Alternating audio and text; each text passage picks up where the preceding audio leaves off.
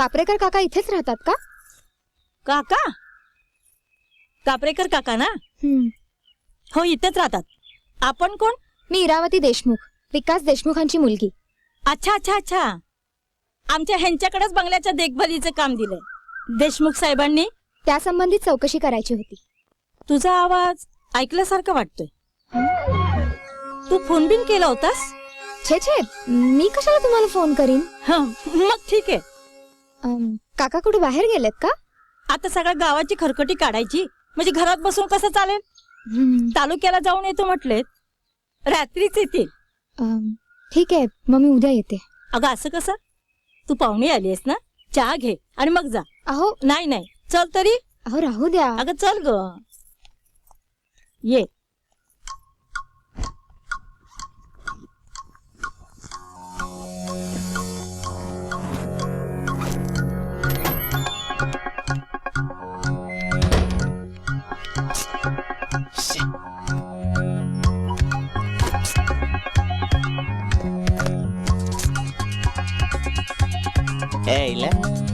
दवाखाना उघडायची तयारी करून आली की काय? पप्पा, तुम्ही मला अडचणीत टाकलंय हो. एक तर तुमचा तो खरकटा सापडत नाहीये आणि त्यात हा उपट सुंभ. हा गेला कुठे?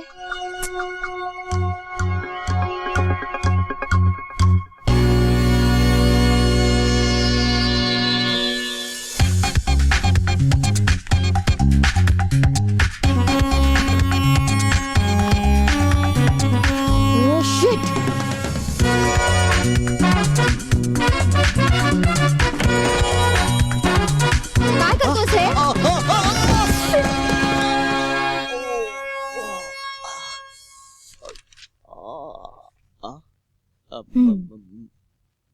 What the hell does this mean? मगातपासून मी शोधतोय, माझा चार्जर कुठे टाकलाय? Very smart. तुला काय वाटलं मी तुझा चार्जर बँकेच्या सेफ डिपॉझिट वॉल्ट मध्ये ठेवलाय? हा काय?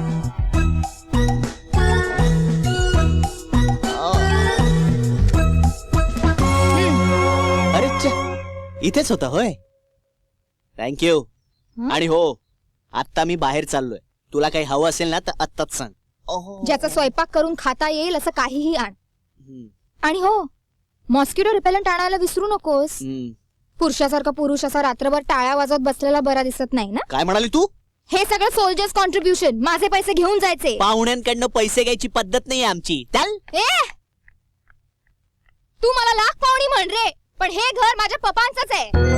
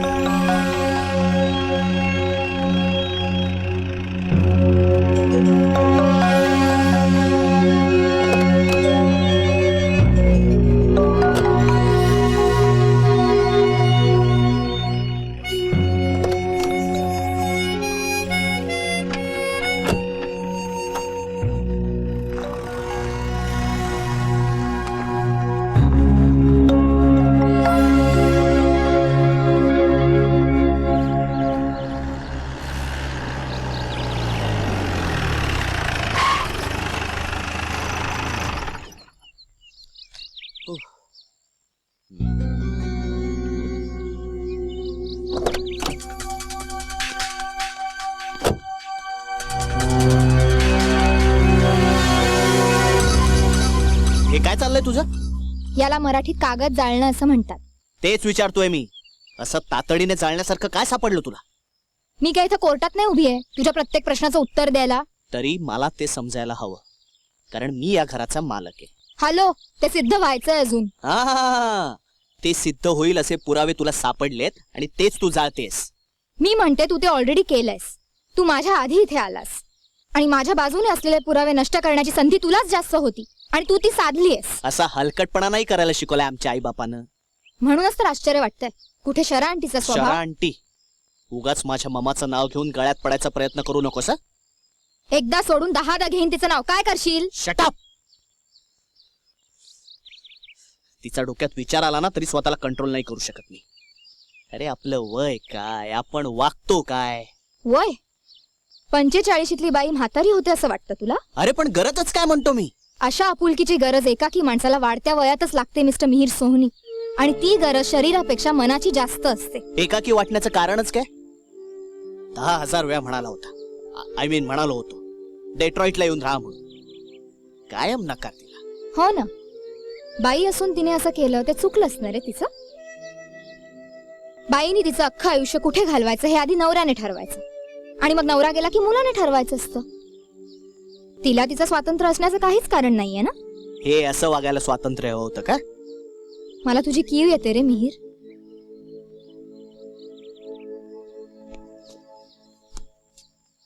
हे घे, ही माझ्या बाबांची डायरी. त्या दोघांच्या नात्याविषयी अगदी सविस्तर आणि व्यवस्थित लिहिलंय ह्यात. तू वाचायला माझी काहीच हरकत नाहीये. पण डोंट वरी, खाजगी असलं तरी तुला आणि मला लाज वाटेल असं त्यात काहीही नाही. ही डायरी मुद्दाम वाच असं पप्पांनी मला सांगितलं होतं.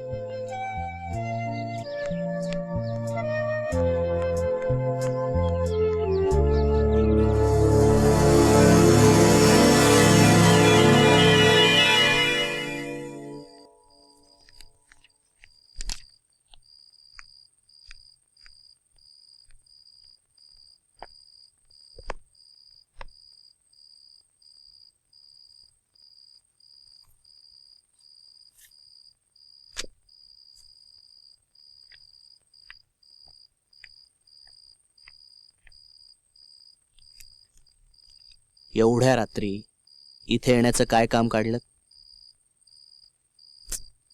हे गिरमिटच आहे बघ. हा? काय? आता पुस्तकांच्या साम्राज्यात कुणी गोट्या खेळायला येतं का? तू वाचन वगैरे करतेस असं सांगू नकोस हा आता. जाम हसू बिसू येतं आपल्याला. ए जा ना, काम कर ना तुझं. बोर कशाला करतोयस मला? वाव, इथे शेखरसनची पुस्तकं आहेत. असणारच. शरावती सोहनींचं कलेक्शन आहे. माहितीये शेखरसन कोण आहे? माहितीये का? ऑफकोर्स माहितीये. मी त्याची जबरदस्त फॅन आहे. The soil, mother's day, Indian summer, अक्षरशः पारायण केलेत मी त्याच्या पुस्तकांची. मेलो ड्रामॅटिक इडियट. आपल्याला समजत नाही त्या विषयात चोच खुपसायची काही गरज आहे का? वाचलंय का शेखरसनचं एक तरी पुस्तक? मला माहितीये. माहिती असणं आणि ज्ञान असणं ह्यात खूप फरक असतो. मलाच कळत नाही मी भिंतीवर का डोकं आपटायला जाते. ए बाबा, तू इथे का तडमडायला आलायस माझ्या मागे? मी तुला हे विचारायला आलोय की आपण इथून मुक्काम कधी हलवताय? नजीकच्या भविष्य काळात नाही. म्हणजे 3-4 दिवस तरी नक्कीच नाही. तुला भीती नाही वाटत? कसली? या सुनसान जागी माझ्या बरोबर 3-4 दिवस राहीन म्हणताना? इथे काहीही होऊ शकतं. हं? मी सुद्धा काहीही करू शकतो. काय करणार तू? रेप करणार का माझ्यावर?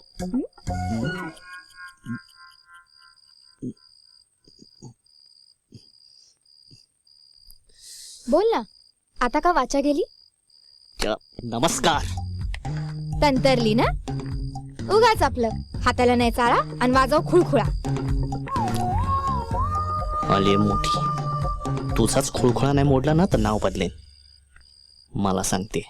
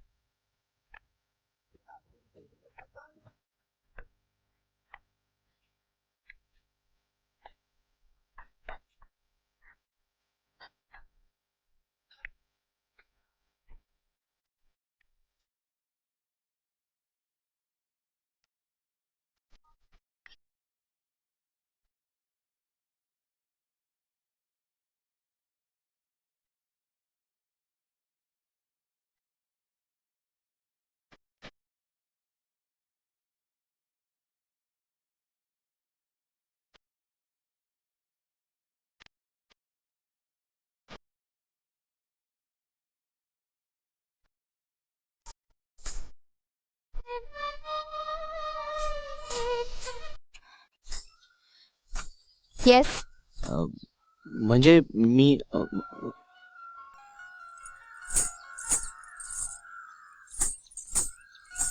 Excuse me. हा बोल रे. एक मिनिट, इथे खूप वाईल्ड लाईफ आहे, थांब जरा. अरे काय सांगू तुला, सगळीकडे शोधलं मी, तुझी शपथ सांगते, अगदी शत्रू पक्षाच्या गोटात जाऊन. अरे राजा, तुला सांगितल्याशिवाय राहीन का मी? प्रश्नच नाही, आपल्या दोघांच्या भावी आयुष्याचा प्रश्न आहे हा. मग सांगते काय तुला, मला बाबांनी परमिशन दिलेली आहे, सविस्तर माझं आणि त्यांचं बोलणं झालंय या विषयावर. हो रे, इथेच होता तो. मला काहीच सापडत नाहीये रे इकडे, कापरेकर पण भेटायला तयार नाहीये. बट यू डोंट वरी, 2 दिवसात मी काय तो छडा लावते या सगळ्याचा. Okay bye.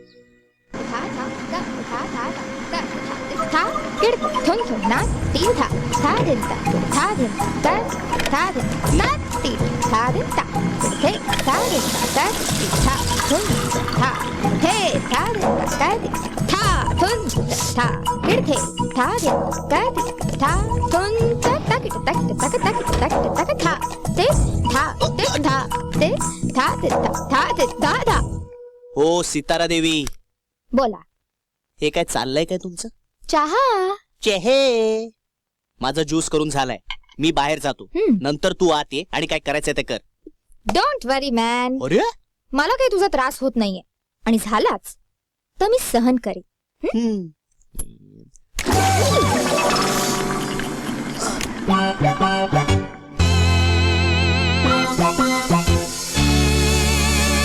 सॉरी.